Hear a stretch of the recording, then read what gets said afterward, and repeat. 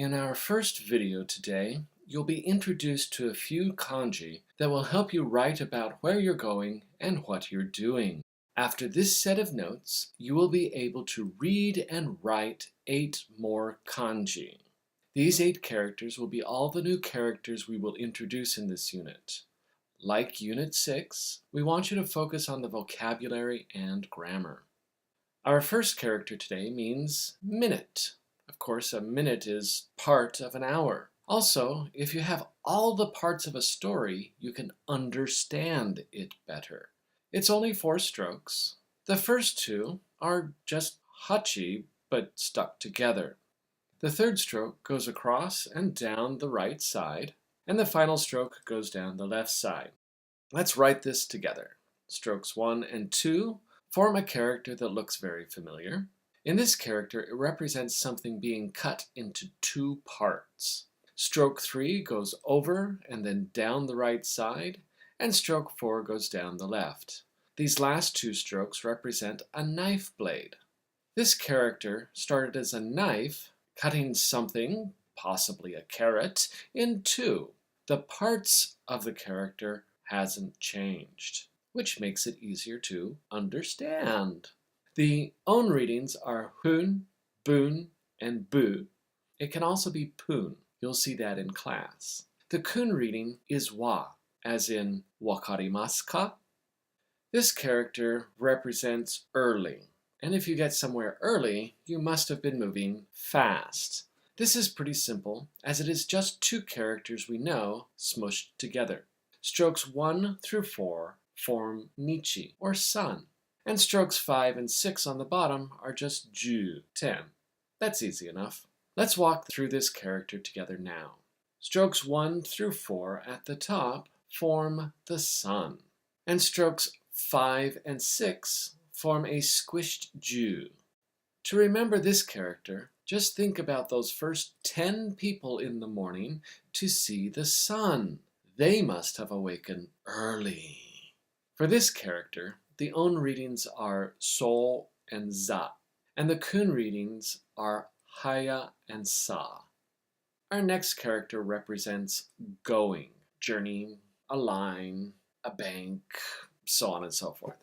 Although it is 6 strokes, they're in convenient patterns. The order of the strokes is pretty simple if you recall our top to bottom, left to right rule. The left side of the character goes first. Strokes 1 and 2 slant down to the left, and stroke 3 goes straight down. Strokes 4 through 6 follow a similar pattern. Strokes 4 and 5 go across the top, and stroke 6 goes straight down, often ending in a hook. This character has some new stroke combinations, so let's walk through it carefully.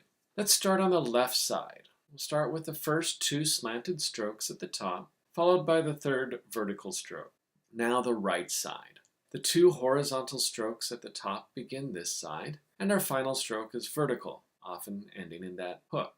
This character actually began as the depiction of an intersection of 2 roads, something you might see when you are going on a journey. This character has several pronunciations. The own readings are ko, gyo, and on. Now this gyo reading is the reading that we learned when we were learning our hiragana and katakana. Do you remember agyo, kagyo, sagyo? This is the gyo. The kun readings are I, Yu, Yuki, Okona, and Okona. We are going to focus on the ko and I readings this unit. Our final character for our first video today means come, and the next is yet to come. Other meanings include do, cause, and become. If you think about it, all of those words are related to come. Causes come after effects, and what you become is caused by all of your little choices. Like go, come also introduces some new stroke combinations. The first 3 strokes are the top horizontal stroke and the 2 short strokes that slant in toward the center of the character. Strokes 2 and 3 may look new because they follow a horizontal stroke, but they're actually the final 2 strokes of hi, or fire. The final 4 strokes are actually a tree, ki. Because this character is complicated, I want to look at the origins of the character first. As I said, the heart of this character is the kanji ki, or tree. And strokes 2 and 3 in the upper part of the character represent fruit in that tree. The top horizontal stroke represents the branch from which the fruit is hanging. This character was quite complex, but it became easier through the century. Let's walk through this together now.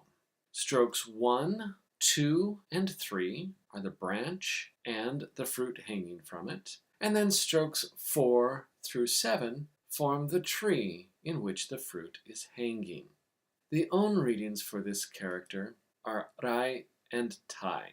The kun readings are ku, kita, ki, and ko.